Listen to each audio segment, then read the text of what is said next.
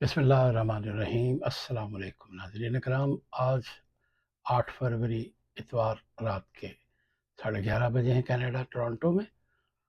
2026 सन है और पाकिस्तान में सुबह के तकरीबन 9 बजे हैं, सोमवार 9 फरवरी। और आप देख रहे हैं Urdu globe TV Canada Pakistan. मैं हूं आपका मेज़बान तौसीफ सैयद। आज हम अपने व्लॉग में बात करेंगे, एक बड़ी अहम बात करी है भारत के साबिक वज़ीर ख़ारजा शशि थरूर ने, और पाकिस्तान के हवाले से उन्होंने एक बड़ा अहम बयान दिया है कि पाकिस्तान को मुस्तकिल दुश्मन बनाकर नहीं रखा जा सकता। यानी उन्हें अब इस हकीकत का एहसास हो गया है कि भारत जो है वो पाकिस्तान से लड़ाई नहीं कर सकता और हर मामले में उसको उसका हक देना पड़ेगा। उसके साथ ही भारत में जो 2036 के ओलंपिक्स की मेज़बानी का ख्वाब देखा जा रहा है, मुमकिन है वो ख्वाब पूरा ना हो सके, या वो ख्वाब पूरा करने के लिए भारत को कई जगह कंप्रोमाइज़ करना पड़ेगा। और पाकिस्तान में हुकूमत ने बेनामी जायदाद की जो ट्रांजैक्शन है उस पर, यानी किसी की बेनामी जायदाद की मुखबरी करने पर हुकूमत ने नक़द इनाम का फ़ैसला किया है। और बलूचिस्तान खुजदार में एक बार फिर पिकनिक मनाने के लिए गए हुए कुछ लोगों को खारजीन ने हलाक कर दिया है। और पीटीआई की हड़ताल, जैसा कि हमने अपने गुज़िश्ता रोज़ के व्लॉग में कहा था कि कामयाबी के कोई इम्कानात नहीं है, क्योंकि उसकी कोई तैयारी नहीं की गई और वो बुरी तरह नाकामी से दो चार हुई, और ये सब ने तस्लीम किया है। और पीटीआई ने ये एक स्टेप इस मौके पर लेकर अपने लिए एक बहुत बड़ा सियासी नुकसान किया है। इसके अलावा पाकिस्तान, बांग्लादेश और बीसीसीआई और आईसीसी, उनके जो कर्ता धर्ता हैं वो पाकिस्तान में उनकी इस वक्त तक आखिरी इतला के मुताबिक बहुत ज़्यादा पाकिस्तान पर प्रेशर भी डाला गया है, लेकिन पाकिस्तान प्रेशर में नहीं आया। और पाकिस्तान ने उन्हें क्या जवाब दिया उससे बात करते हैं। सबसे पहले हम बात करते हैं कि जी भारतीय एक सियासतदान हैं, मुसन्निफ़ भी हैं, रुकने पार्लियामेंट भी हैं और साबिक वज़ीर ख़ारजा शशि थरूर। उन्होंने कहा है कि जी हम पाकिस्तान को मुस्तकिल दुश्मन बनाकर जो पॉलिसी रखी हुई है वो हमारी बुरी तरह नाकाम हो गई है। उन्होंने खुले दिल से इसका इतराफ़ किया, अगरचा भारत में इस पर उनकी मुखालफत तो बहुत होगी और हो रही है, लेकिन उन्होंने कहा है कि जी ये जो पाकिस्तान के साथ पॉलिसी बनाई गई है इस पर मुल्क भर में भारत में सवालात उठ रहे हैं। और ये जो बयानिया है बीजेपी का वो फ्लॉप हो चुका है, पिट चुका है। और इस हवाले से भारत को बेशुमार चैलेंजेस का सामना है, दाखिली सियासत है और मुख्तलिफ सियासी फ़वाइद के लिए पाकिस्तान से मुखालफत को उभारा जाता है। कभी जंग का माहौल पैदा किया जाता है, कभी पाकिस्तान के साथ बाइकआउट किया जाता है मैचेस का।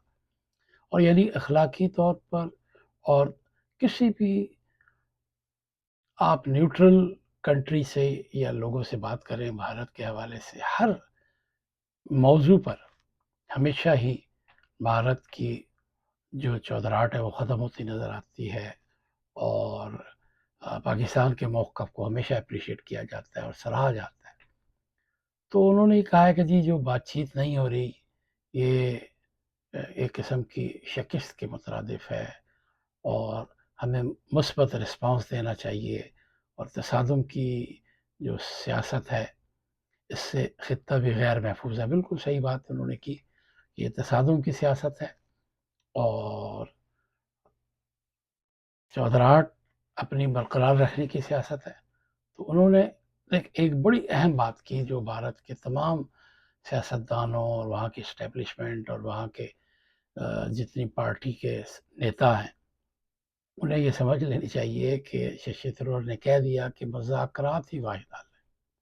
हर मसला, चाहे मसला कश्मीर हो, चाहे क्रिकेट के हवाले से हो, चाहे कारोबार के हवाले से हो, चाहे वो दिफाई हवाले से हो, भारत ने पहले कई जगहों पर پہل کی ہے اور پاکستان نے اس کا صرف جواب دیا ہے. تو اخلاقی طور پر تو پاکستان کی پوزیشن ہر جگہ بہتر ہے. جیسے ایٹمی دھماکے بھارت نے سب سے پہلے کیے، پھر پہلا ٹیسٹ بھی کیا، پھر دھماکے بھی کیے، تو پاکستان نے جواب کیا. ابھی آپریشن سندور میں بھارت نے حملہ کیا، پاکستان نے جواب دیا. جواب سے اس کو پتہ چل گیا پاکستان کی دفاعی پوزیشن کیسی ہے. اب ایک ایشو اور ہے کہ 2036 کے اولمپکس کی میزبانی کے لیے بھارت ایک خواب رکھتا ہے، اور کیا اس کا یہ خواب پورا ہو سکے گا؟ کیونکہ کرکٹ کا بحران پھر بھارت نے اسٹارٹ کیا اور بھارت ہی مشکل میں آیا. اور یہ شروع کہاں سے ہوا تھا؟ آپ کو پتہ ہے کہ بنگلہ دیش کے کھلاڑی مستفیض الرحمان کو IPL سے نکالا گیا تھا. پھر بنگلہ دیش نے بھارت کا بائیکاٹ کیا. ان کی بات بالکل جائز تھی. یہی بات تو بھارت پاکستان سے کرتا رہا ہے نا. بنگلہ دیش نے کی تو آپ پہ کیا گزرتی ہے؟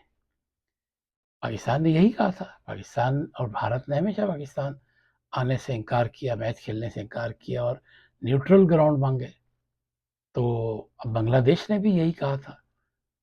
اسی طرح کئی کھلاڑیوں کو ویزا دینے سے انکار کیا گیا. سب سیاسی فوائد اور سیاسی گیم جسے کہتے ہیں سیاسی بلیم گیم، وہ اور مودی صاحب جو ہیں وہ فرماتے ہیں کہ جی عالمی ویژن کے تحت ہم 2036 کا جو ہے وہ اولمپکس کی میزبانی کریں گے. بھائی آپ میزبانی ضرور کرنا، لیکن پہلے اپنے معاملات پوری دنیا سے درست کر لیں. آپ پاکستان سے بھی مذاکرات کر سکتے ہیں، دوسرے ممالک سے بھی کر سکتے ہیں. جیو اور جینے دو کی پالیسی اختیار کیوں نہیں کرتے؟ پاکستان پہ آپ کے جتنے بھی الزامات ہیں اور پاکستان کے جتنے آپ پر ہیں، اس میں ہمیشہ پاکستان کے ایتھیکلی پوائنٹس، ہمیشہ پاکستان کا ہاتھ اپر ہینڈ رہا ہے. کوئی بھی کسی بھی فورم پہ جب بھی بات کرے گا تو یہ مانے گا کہ یہ تو روایت بھارت کی تھی کہ وہ میچز نہیں کھیلتا. پاکستان نے تو بہت کوشش کی. اب اس کے بارے میں ہم بات کر لیں گے جی 15 فروری کو میرے اپنے خیال میں پاکستان اپنی شرائط مان کر ممکن ہے بھارت سے میچ بھی کھیل لے، کیونکہ ICC، BCCI، پھر بنگلہ دیش کے بورڈ، ان کے جو سربراہ ہیں وہ بھی پاکستان آئے. اس معاملے میں سب سے زیادہ پریشان جو ہے وہ پہلے نمبر پر بھارت ہے، اس کے بعد ICC ہے. کیونکہ پاکستان نے تو بائیکاٹ نہیں کیا تھا، لیکن بنگلہ دیش نے تو پورے پاکستان اگر چاہتا تو پورے T20 کا بھی بائیکاٹ کر سکتا تھا، لیکن پاکستان نے پھر ایک بہتر فیصلہ کیا کہ ہم نے صرف بھارت سے میچ نہ کھیلنے کا فیصلہ کیا. اور حکمت عملی یہ پاکستان کی بہت شاندار رہی، اسے اپریشیٹ کرنا چاہیے. اور بنگلہ دیش نے بھی ICC کو باور کرایا تھا کہ بھائی بھارت نے ہماری بات نہیں مانی اور ہمارے ساتھ ایسا سلوک کر رہا ہے جیسے ہم اس کے لے پالک ہیں. تو اب بات یہ ہے کہ بھارت کو اپنے کیے کی سزا مل رہی ہے اور بنگلہ دیش جو ہے اس کو نکال دیا گیا، پھر اسکاٹ لینڈ کو شامل کیا گیا. یہ ICC کی بڑی زیادتی تھی. تو پاکستان کو منانے کے لیے عالمی سطح کے کرکٹ کے ارباب اختیار آئے ہوئے ہیں اور منت سماجت کر رہے ہیں. پاکستان نے اگرچہ پہلے دور میں تو صاف انکار کر دیا تھا، ابھی حتمی طور پر فیصلہ نہیں ہوا، لیکن بہت زیادہ امکانات ہیں کہ پاکستان کو یہ، لیکن پاکستان بنگلہ دیش کو نہیں چھوڑے گا، جو میرا اپنا خیال ہے. پاکستان بنگلہ دیش کے لیے بھی کچھ شرائط بنوائے گا، اپنے لیے بھی، کیونکہ اس میں تو بھارت کو $500 ملین نظر آ رہے ہیں نا. پاکستان کے تو بہت تھوڑے $30-40 ملین کا فائدہ ہوگا. انڈیا کو $150 ملین کے قریب ہے، اور ICC کو ٹوٹل $500 ملین کا. تو سب کو پتہ ہے کہ پاک بھارت کرکٹ میچ پہ سب سے زیادہ اسپانسرشپ ہوتی ہے، بڑے مہنگے اشتہارات ہوتے ہیں، چند سیکنڈ کے اشتہارات 50-50 لاکھ کے ہوتے ہیں.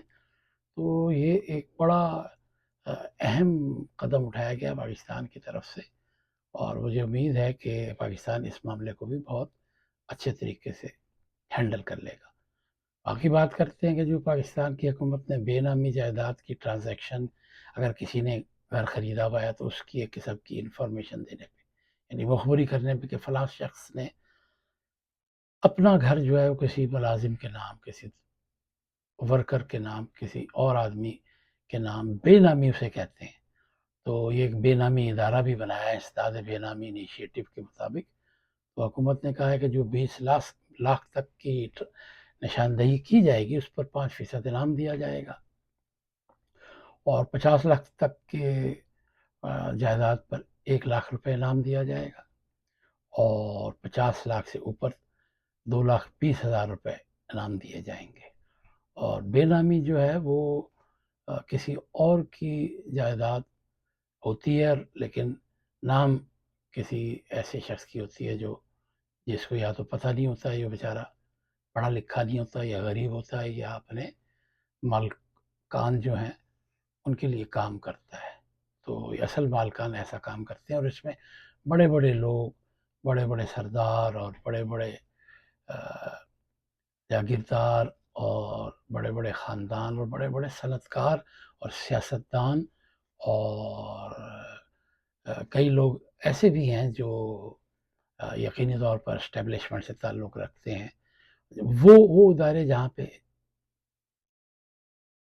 پیسہ لیا جاتا ہے، رشوت لی جاتی ہے، اور انہیں یہ ڈر ہوتا ہے کہ اگر کبھی ہماری ایف آئی اے نے یا نیب نے تحقیقات کر لی تو ہم اس میں مشکل میں آ سکتے ہیں۔ اور ماضی میں ایسا ہوا ہے کہ بے نامی جائیداد پہ سب پہ الزام لگے، پیپلز پارٹی کے جناب زرداری صاحب پہ بھی الزام لگے ہیں، بے نامی جائیداد پہ مسلم لیگ پہ بھی لگتے رہے ہیں، اور شریف پہ بھی لگتے رہے ہیں۔ میں بات الزامات کی کر رہا ہوں، تو الزامات سب پر لگے ہیں۔ تو اب چونکہ حکومت نے یہ انعامات رکھ دی ہیں، دیکھنا یہ ہوگا کہ کس کو پتہ ہے کہ یہ بے نامی جائیداد ہے، سوائے اس شخص کے جس کے اپنے نام میں کیا وہ خود جا کے مخبری کرے گا، بتائے گا جی مجھے انعام دو، میرے مالک نے میرے نام پہ جائیداد لی ہوئی ہے۔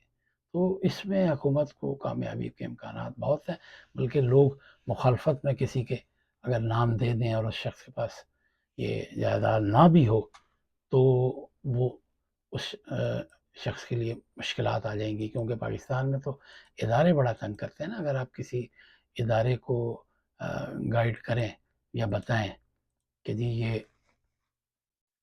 اس وقت فلاں آدمی کے پاس مجھے اندازہ ہے کہ جائیداد جو ہے وہ اس کے اپنے نام نہیں ہے، تو وہ تو ادارے پہلے تو شخص کو تنگ کریں گے، اور شخص سے ظاہر ہے پیسے لے سکتے ہیں، اور یہ اتنی آسانی سے بات بنے گی نہیں، اس کے لیے حکومت کو اسٹریٹجی تبدیل کرنی پڑے گی۔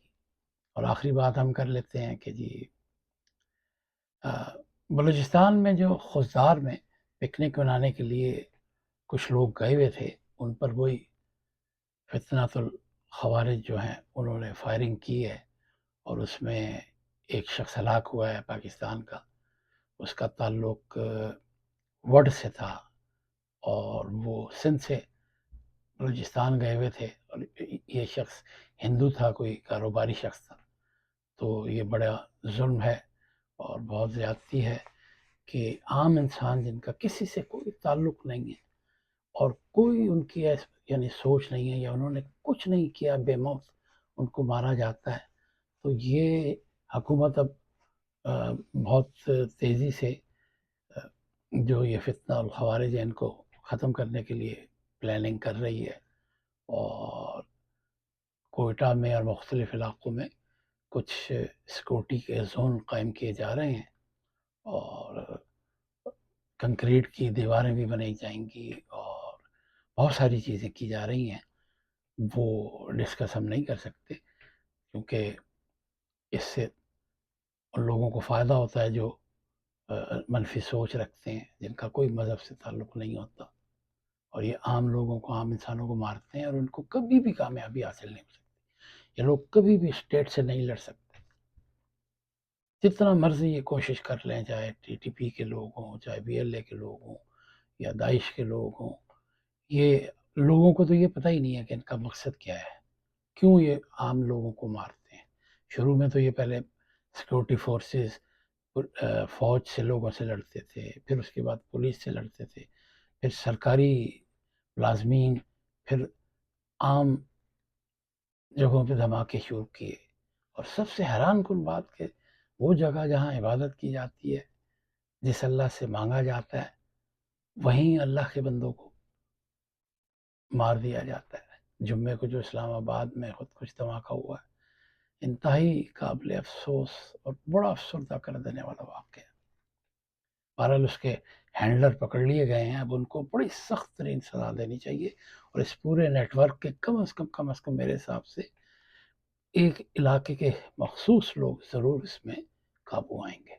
باقی رہی پی ٹی آئی کی ہڑتال کی کال، وہ ہم نے آپ کو بتایا تھا کہ ناکامی سے دو چار ہونی ہے، کیونکہ اب لوگوں کا یہ ہڑتالوں سے اور اس سے اعتماد اٹھتا جا رہا ہے۔ تھوڑے بہت لوگ کر لیتے ہیں ڈر کے، لیکن اس سے کچھ حاصل نہیں ہے۔ اس پہ تو ویسے بھی ہر جماعت پہ پابندی ہونی چاہیے، کیونکہ اس سے لوگوں کو بڑی پریشانی ہوتی ہے، مریضوں کو، سرکاری ملازمین کو، عام آدمی کو، دیہڑی دار کو۔ تو مریم اورنگزیب نے کہا ہے کہ جی یہ ہڑتال تو مکمل ناکام ہو گئی ہے، اور 8 فروری جو ہے صرف جلاؤ اور گھیراؤ کی کوشش کرنے والی جو پارٹی ہے اس کو لوگوں نے مسترد کر دیا، اور ہم اگلے سال اس سے بہتر طریقے پر بسنت منائیں گے۔ اور یہ اس دفعہ مریم نواز نے جو بسنت کا اتنا بڑا سٹیپ لیا، اسے لوگوں نے سراہا، اگرچہ اکا دکا کچھ سانحات بھی ہوئے ہیں، لیکن اس میں زیادہ تر لوگوں کا اپنا قصور ہے۔ انہوں نے رولز فالو نہیں کیے، پتنگیں لوٹ رہے ہیں، یا جہاں بجلی کی تاریں اس کے نزدیک ہیں، تو وہ پھر بھی ہمیں افسوس ہے، ایسا نہیں ہونا چاہیے تھا، اور حکومت کو اس کے معاملے پہ اور مزید سختی کرنی چاہیے۔ اور حکومت کے مطابق 14 لاکھ موٹر سائیکلوں پہ جو ہے وہ سیفٹی راڈ لگائے گئے ہیں۔ 14 لاکھ بہت بڑی، وہ اس پہ رقم بھی لگی ہوگی حکومت کی، ظاہر ہے کسی کو کانٹریکٹ بھی دیا گیا ہوگا، انہوں نے یہ راڈ بھی منگوائے ہوں گے، اور کسی کا آئیڈیا بھی ہوگا۔ اور اسی طرح مفت بس سروس، یہ جو لوگ اپریشیٹ کر سکتے ہیں کہ لوگوں کو مفت بس سروس مل گئی، اور ضلعی انتظامیہ کو مریم نواز نے مبارکباد دی ہے، اور لوگوں کو بھی مبارکباد دی ہے کہ انہوں نے رولز کو فالو کیا، اور جو ایس او پیز بنائے گئے تھے اس کے مطابق لوگوں نے بہت حد تک بسنت منائی، اور بڑی تعداد میں سیاستدانوں نے، کچھ سفارتکاروں نے، کچھ سیاسی ورکروں نے، کچھ عہدیداروں نے، کچھ وزراء نے، سب لوگوں نے اس کا بسنت کا انجوائے کیا۔ وہ ٹاپک الگ ہے کہ بسنت کیوں منائی جاتی ہے، کیا ہے، لیکن ظاہر ہے یہ انہوں نے ایک فیصلہ کیا تھا، اور بڑی تعداد میں لوگ جو ہیں وہ اس کے دوسرے پہلو پہ نظر نہیں رکھتے، لوگوں کو اپنا فائدہ نظر آتا ہے تو وہ اسی طرف جاتے ہیں۔ تو اگرچہ مریم نے سرکاری طور پر جو تقریبات رکھی تھی بسنت کے حوالے سے وہ منسوخ کر دی اسلام آباد کے دھماکے کی وجہ سے، تو اگلے سال ان کا کہنا ہے کہ ہم اس کو مزید بہتر کریں گے، اور ممکن ہے وہ کچھ اور شہروں میں بھی بسنت کے لیے الاؤ کریں۔ میرا خیال ہے کہ شاید وہ لاہور، فیصل آباد، ملتان میں اجازت دے سکتی ہیں۔ تو ہمارا یہ ولاگ آج یہیں تک تھا، ہم آپ کو جلدی نئے ٹاپک پہ آپ کو باخبر رکھیں گے۔ بہت شکریہ۔